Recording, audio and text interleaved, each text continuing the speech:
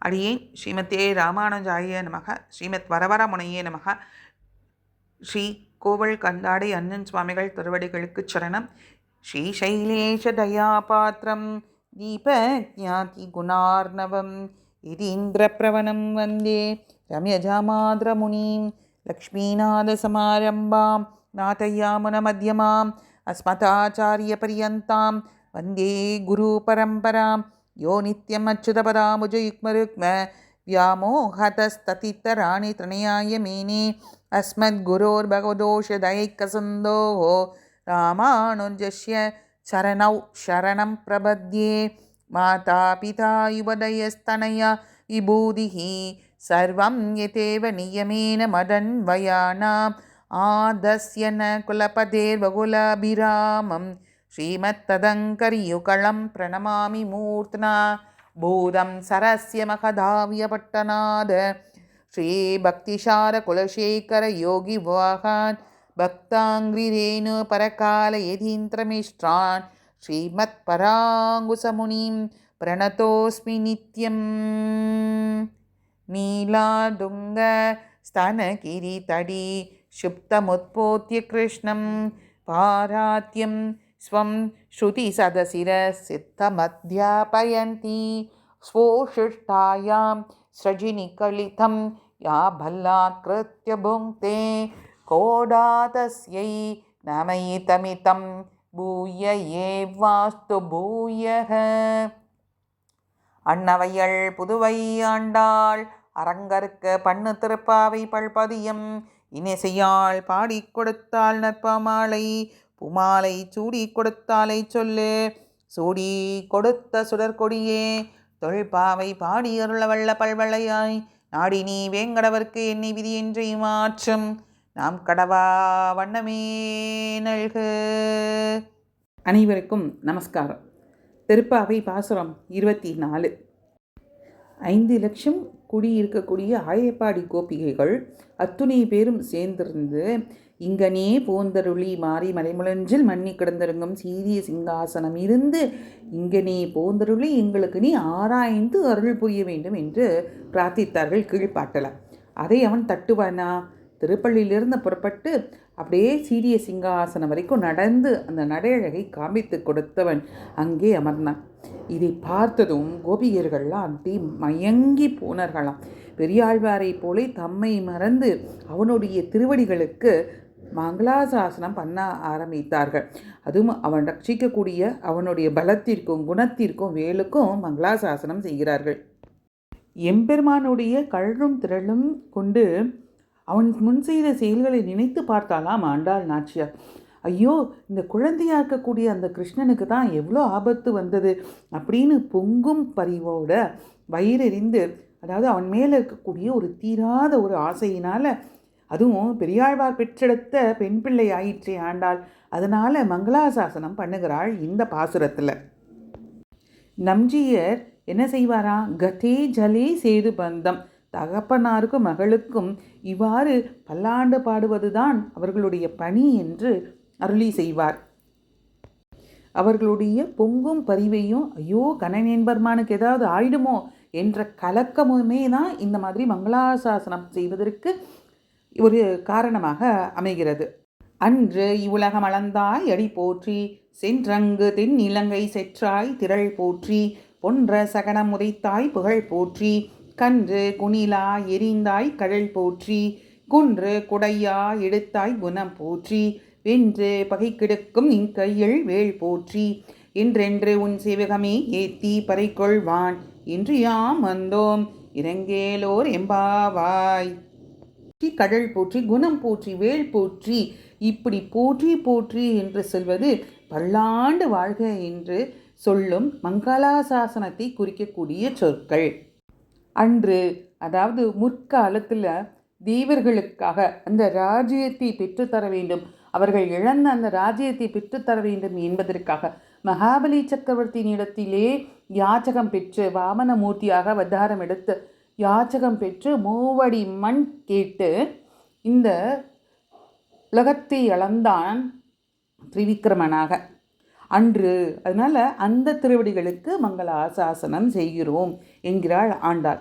அன்று நடந்த அந்த விஷயத்திற்காக அக்காலத்தில் இருந்து எங்களால் பல்லாண்டு பாட முடியல, அதனால் இக்காலத்தில் இன்று உன்னை பல்லாண்டு பாடுகிறோம், மங்களாசாசனம் செய்ய வந்தோம். அன்று இவ்வுலகம் அளந்தாய் அப்படிங்கிற அதில் அந்த அன்றுக்கே எவ்வளவு அற்புதமான வியாக்கியானங்களை பூர்வர்கள் நமக்கு காட்டுகிறார்கள். அன்று அன்று மகாபலியால் அபகரிக்கப்பட்ட இந்த உலகம் நோவுபட்டு கிடந்தது. இந்த நாட்டுக்கெல்லாம் தன்னுடைய திருவடிகளை தூளிதானம் பண்ணினது அன்று. அன்றைய தினம் நாங்கள் நோன்பு நோக்க இல்லை, அன்றைய தினம் உன்னை மங்களாசாசனம் பண்ணுவதற்கும் இல்லை, அதனால் இன்று செய்ய வந்தோம் என்று இங்கே அற்புதமாக சொல்கிறார்கள்.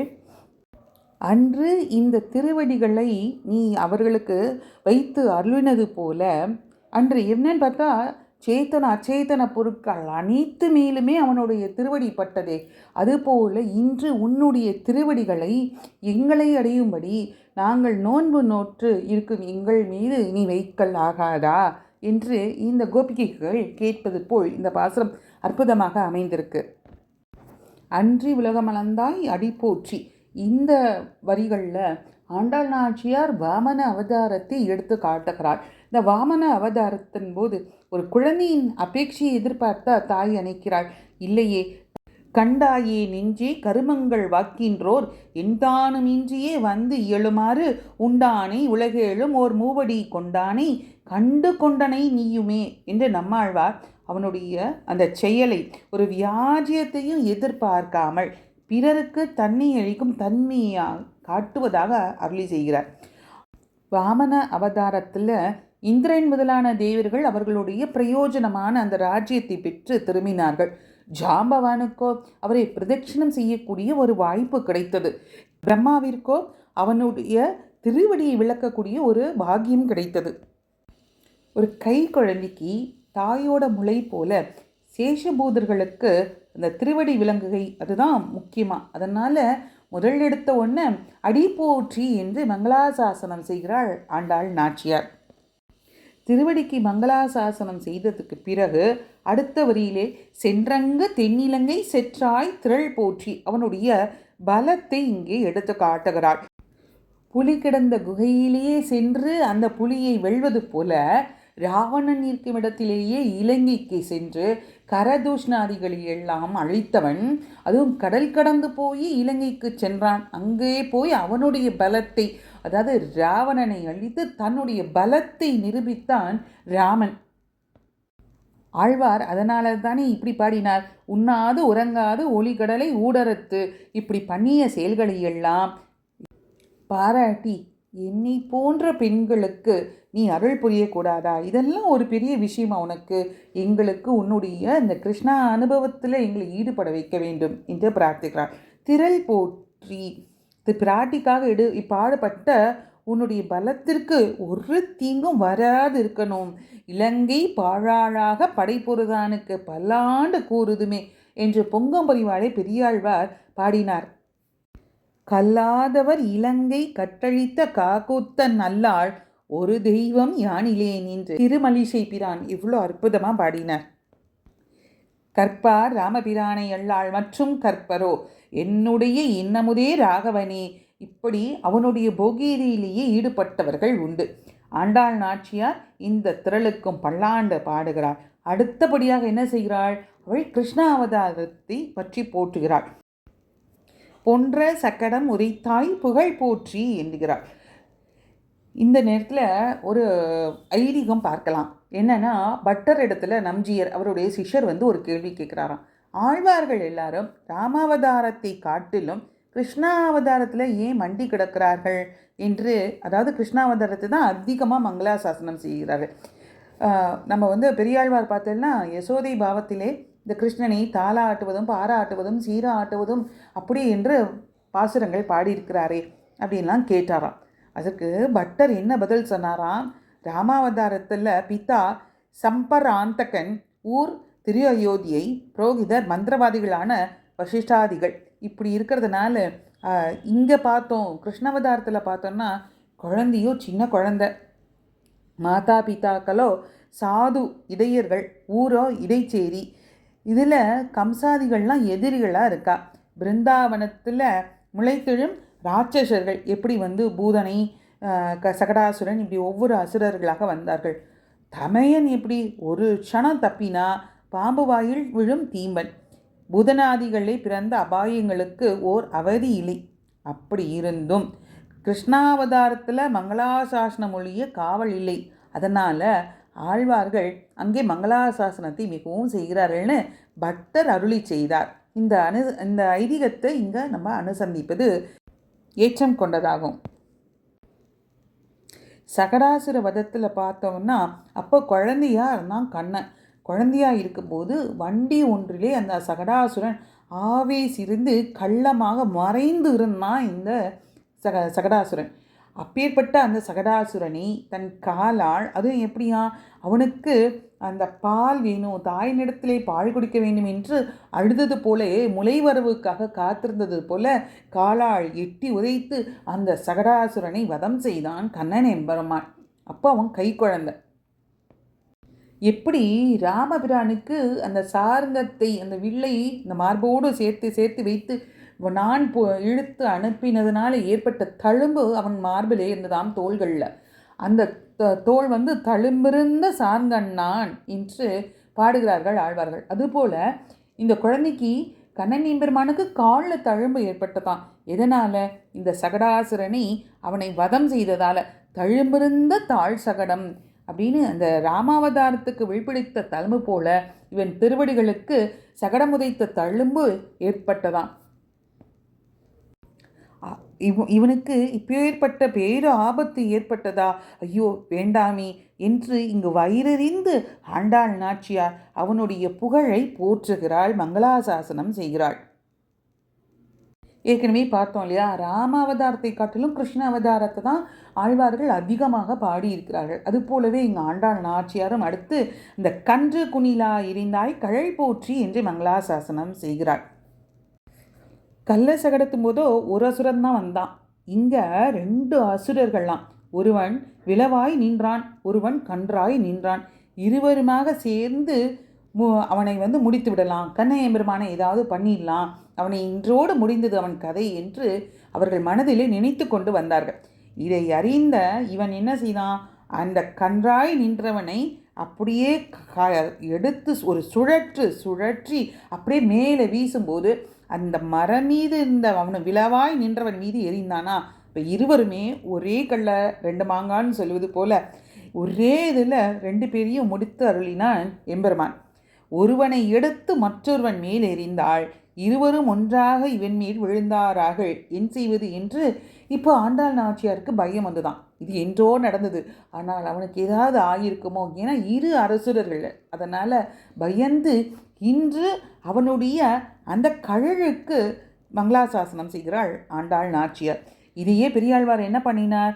கன்றின் உருவாகி மெய்ப்புலத்தே வந்த கல்ல அசுரர் தம்மை சென்று பிடித்து சிறுக்கையாளை விளங்காய் எரிந்தாய் போலும் என்றுமின் பிள்ளைக்கு தீமைகள் செய்வார் அங்கன்மா அவர்களே என்று அன்று அவர் பெரியாழ்வார் மங்களாசாசனம் செய்தது போலே ஆழ்வார் திருமகளாய் அவதரித்த ஆண்டாள் நாச்சியார் இங்கே அவனுடைய கழலுக்கு மங்களாசாசனம் செய்கிறாள்.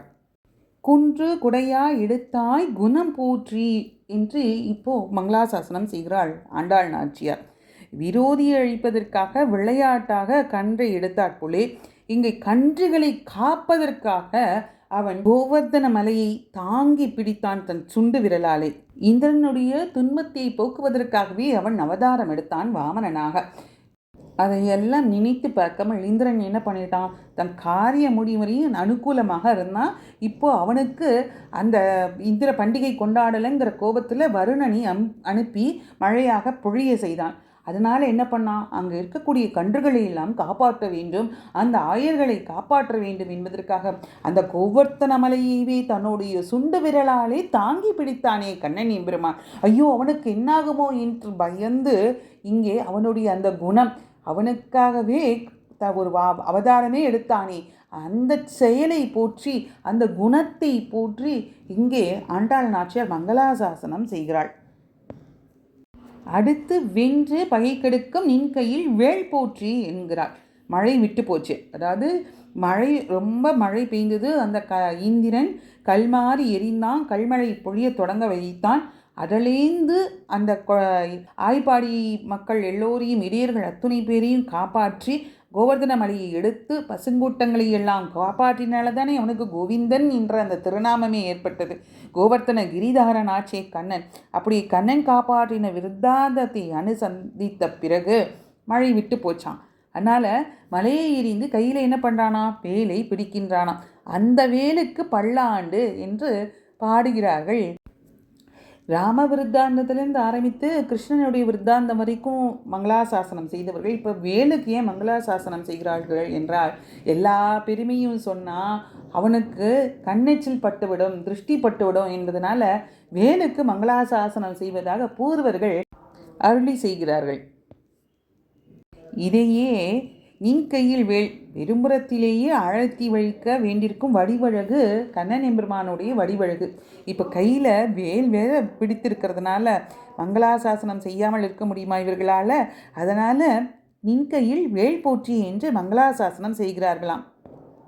பொங்கும் பரிவாலே பெரியாழ்வார் எம்பெருமானுக்கு பல்லாண்டு பாடினார். இந்த பல்லாண்டு பாடும்போது சுடராழியும் பல்லாண்டு என்று அவனுடைய அந்த திவ்ய ஆயுதங்களுக்கும் பல்லாண்டு பாடினார். அகம்வோ பாந்தவோ ஜாதக, நான் உங்களுக்கு பந்துவாய் பிறந்திருப்பவன் என்னும் கண்ணனை கண்டவர்கள் ஆகியாலே வேல் போற்றி என்கிறார்கள்.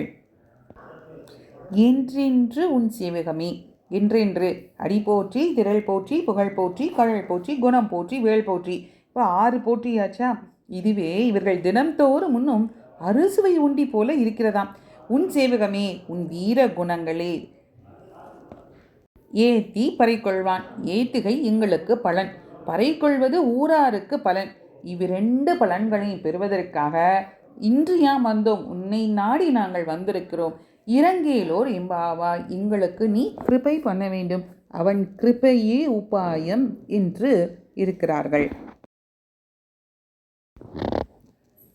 இப்படியாக உன்னுடைய வீரத்தை புகழ்ந்து கைங்கரியத்தை பெற்றுக்கொள்வதற்காக நாங்கள் இங்கே வந்திருக்கிறோம், நீ கிருபை பண்ண வேண்டும் என்று ஆண்டாள் நாச்சியார் பிரார்த்திக்கிறாள் இந்த பாசுரத்தின் மூலமாக.